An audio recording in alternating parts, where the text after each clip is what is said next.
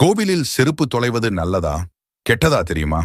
நம்மில் சில பேர் கோவிலுக்கு செல்லும் போது கோவில் வாசலில் செருப்பை கழட்டிவிட்டு செல்வோம். சாமி கும்பிட்டு விட்டு வெளியே வந்து பார்த்தால் நம் செருப்பு அங்கே இருக்காது. அப்படி கோவிலுக்கு சென்று வரும்போது செருப்பு தொலைந்தால் என்ன பலன் என்பதை பற்றி பார்ப்போம். அதற்கு முன் இந்த சேனலை சப்ஸ்கிரைப் பண்ணிருங்க. மேலும் நீங்கள் யாராவது இதுபோல் செருப்பை தொலைத்திருக்கிறீர்களா என்பதை காமெண்டில் சொல்லிட்டு போங்க. முதலில், செருப்பு தொலைவது நம்முடைய கர்ம பாவங்கள் குறைகிறது என்பது பொருள்.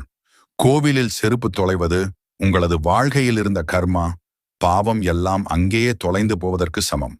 இரண்டாவது, உங்களது அகம்பாவம் கர்வம் போன்றவற்றை குறைத்து உங்கள் மனது அடக்கமாகிறது என்பதை குறிக்கும்.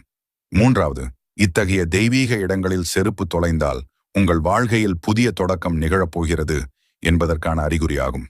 சில சமயம் உங்களை கடவுள் சோதிப்பது போல், அதாவது செருப்பு தொலைந்தால் அதை கடவுள்